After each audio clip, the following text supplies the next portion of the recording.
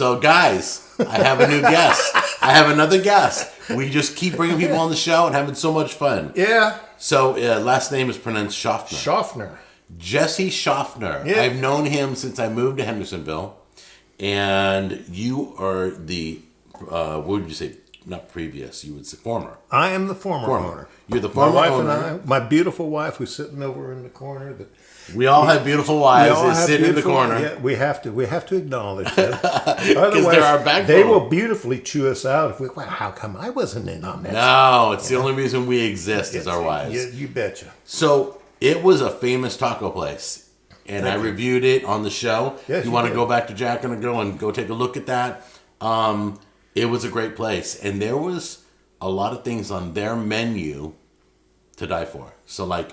The one thing I remember is the scorpion sauce. The scorpion, and we'll do what that'll have to be another show here too. Well, no, that's your own recipe. I don't want to show it on the show. But we'll have to bring the scorpion sauce back because we do get a lot of requests for the scorpion sauce. So the scorpion sauce, that was their most famous item. It was an invention, and people would special order it, and you could put it on everything. But the problem is you better have a stomach for it.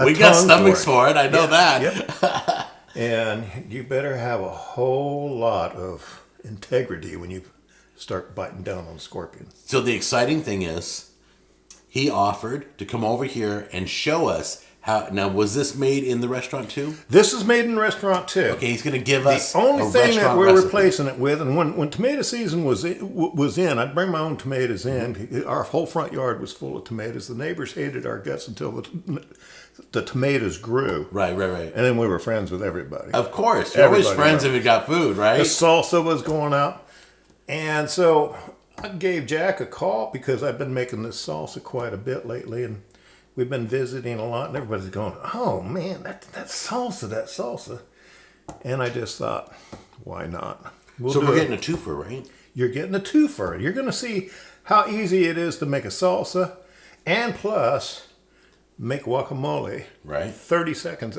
to a minute right after you've made the salsa. Oh, really? That fast? That fast. Okay, so these were served in the restaurant. People love them. They're real basic. They're real easy. And he is. This will be our guacamole that we serve. Thank you for coming onto the show. I appreciate it. Well, I appreciate you having me. In fact, it's fun. It's we've got so much in common anyway, and cooking might be one of them. Yeah, you even brought your Ninja.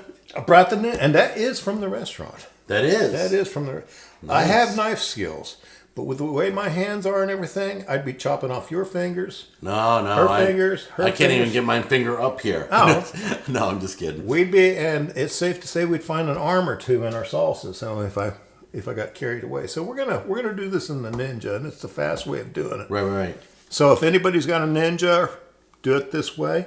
Or a chopper. Or a chopper, whatever you want to call it. Or if you have a blender, pulse it on low. Exactly. Yeah, don't liquefy it. Don't liquefy it or anything like this. Just get a few chops and everything.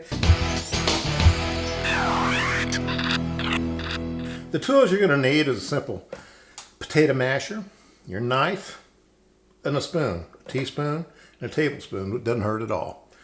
And the ingredients you're going to need, this is a simple salsa. So we're going to go through the ingredients by way of that. I'm going to put them in here. And you're going to need some cilantro, a jalapeno pepper that is seeded. You're going to need any kind of tomato you want. We prefer the Cherokee purples because they just have a flavor and they're really, really rich with redness. And then you're going to need an onion. And I like the Texas sweet or anything closer to the West Coast than what it is to the East Coast. Lime juice, garlic powder, and some cumin. Cumin, most people forget all about the cumin, but it brings a little smokiness to your salsa. So, and you can make salsa any way you want to. Make it personal anyway. If you want to scrape off some corn or buy a can of beans and drain them out, put it in with your salsa after you've already made the salsa, after it's already mixed. You don't want to mash it into a blender. And then of course you need a blender. Chop everything up. Okay, we're going to get started by, first of all, the first thing that you want to put into your blender is the stuff that's light, because it makes it easier for it to chop. And the heavy stuff will weight it down so it chops up a little bit better. So I just take my knife and I go like this. That's one batch in my book. I don't take the stems out. No one cares about stems. No one's going to say this is stemmy. Okay. Depending on how hot you want it, you take a jalapeno, cut it in half, grab a spoon, and just scrape out the seeds and the rib.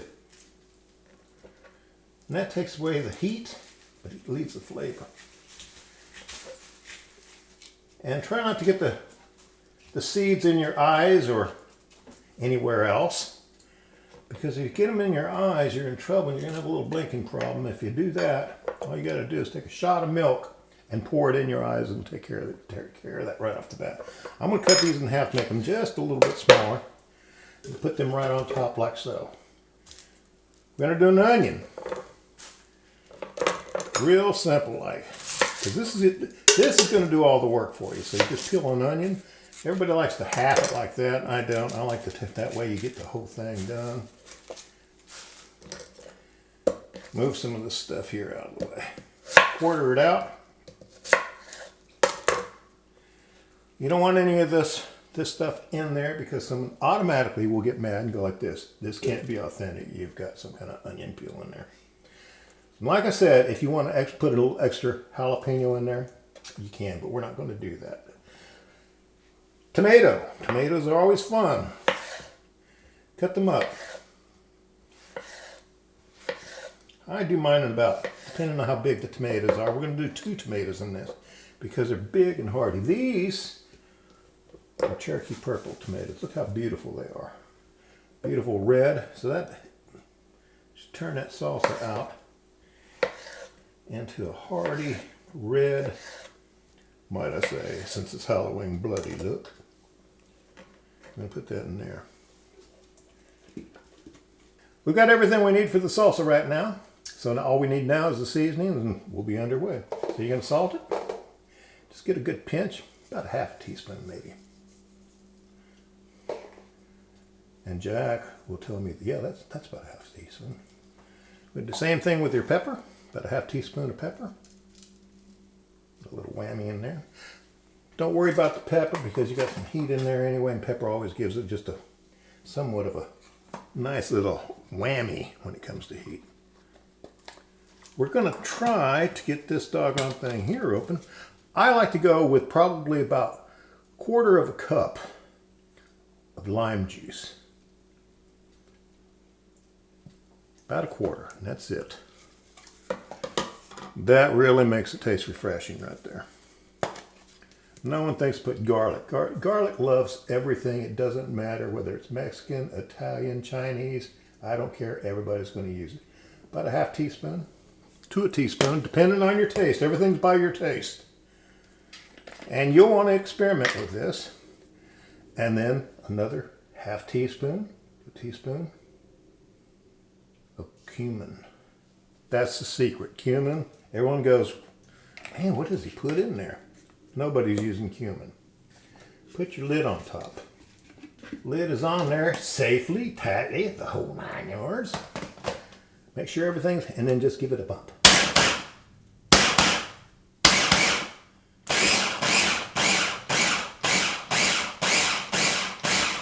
And look at it. See the consistency of it.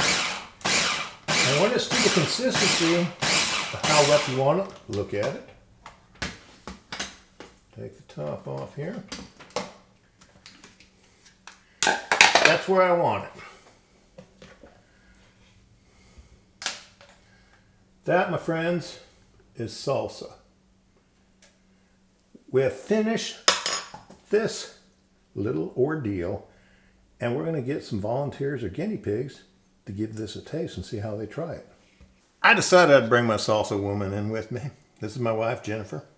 And she's going to be the guinea pig, and she's going to try this out. So, you know, we've got an insurance, a life insurance. It's been a while. I can smell that from here. Yes. It is unbelievable, the aroma. She better like it whether she likes it or not, too. That's for sure. Is it good? All right. Fat Man's going to try it out himself here. Because I don't know what it's going to taste like. Honestly, I really don't know what it's going to taste like. It's been too long. Been too long. Bring back memories.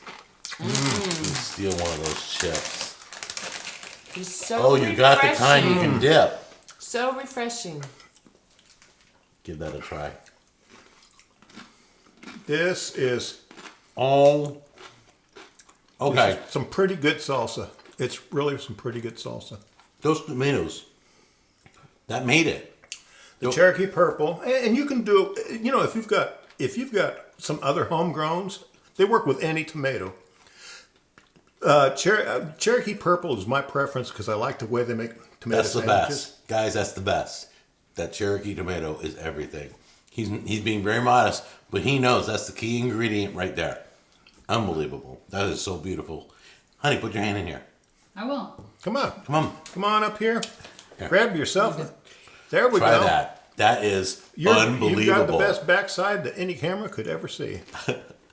Isn't that amazing? It's just so refreshing. Oh my gosh. Okay, so if we all get out of your way, will you take us to the next step? We're going to take this to the next step. Okay. It's amazing what you can do with guacamole and how you can make guacamole, but this is the simplest and the easiest way to do it. And it's really amazing what you can do with salsa.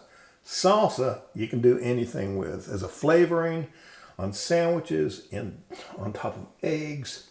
And I'll go down that road here in just a minute, but we're going to learn how to make some easy guacamole.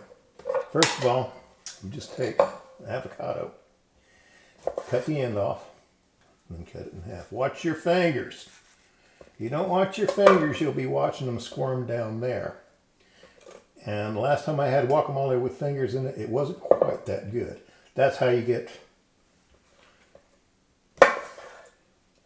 your seeds out of the guacamole, and you run out to the yard and you plant them in the ground and grow an avocado tree. We're going to use about 3 avocados. These feel like pretty good ones. So I know some folks that might want to sit around and eat guacamole. We're going to spoon this out into a bowl. All of them.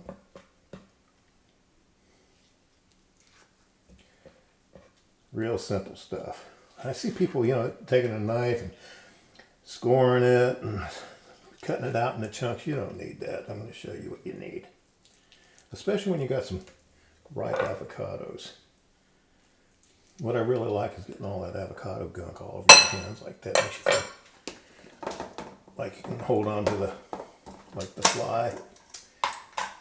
Jack's got all these great devices here, by the way, for me to use. It's unbelievable. Salt. Put a little salt into your avocado. Now we're fixing to make the hardest, and I'm joking, I'm being sarcastic, guacamole you've ever seen. Put a couple of dabs and a little bit of the juice into your avocado. A regular all-American masher, and then mash it up.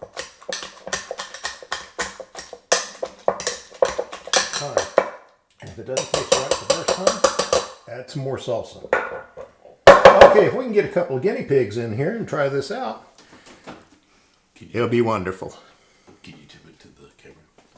And here we go with a nice bowl of guacamole. Next football game, you'll be the hottest thing. You'll be better than the game. Now, I like to make my guacamole with Hass avocados. They're from the West Coast. And usually I find the smaller, the bigger the flavor. So you can use whatever avocado you want, but get yourself a ripe Hass avocado and you really, really won't be disappointed. It's got a buttery, creamier taste to it. And plus it mashes a lot better. Now I've got my 2 guinea pigs alongside of me, plus one sitting over here filming, and she's looking over. They're going to like to save some for me. So if you all will join in, let me know how bad this stuff is, or how good it is. We'll decide on whether or not we need to add more, or just toss it, or just you eat don't it have up. to tell me There's no way- twice. There's no way we're tossing that. He wants to toss that? No. It's been too long.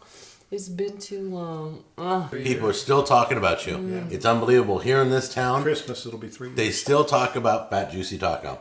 All right, guys, forgive me. I can't wait another second. Oop, I love this stuff. It's like ice cream, isn't it? Mm-hmm. The the richness is just. Mm-hmm. It's like garden fresh ice cream. That's like Mexican ice cream. Mm-hmm. Really is. Oh my gosh, that is so good. I did not know it was that simple. Go ahead, honey, try It it. is that simple. It really is amazing. Good. Really good. Okay. And easier than what I do. No chemicals, no additives. No, Just fresh. real food. It's kind of organic. It's considered organic. So follow the recipe. If you have any questions, if you want to talk to Jesse, write me and I'll forward everything to him. All right? I'll get him any questions you have. I promise to answer as best I can on them too. You also have to promise to come back and do more recipes. We will do that. And the nice thing also about the salsa, grab yourself a chicken, chicken breast. Really? Poke holes in it. Spread that salsa all over the top of it. Put it in the oven at 350 degrees for, let's say, 45 minutes. And watch it. I've never put salsa on chicken. And called salsa chicken. That's amazing. He has And- so many tricks. Never waste the salsa. No, Never waste the salsa. that is amazing. I enjoyed it. Well, sir, thank you. Appreciate it. Appreciate it. Take care.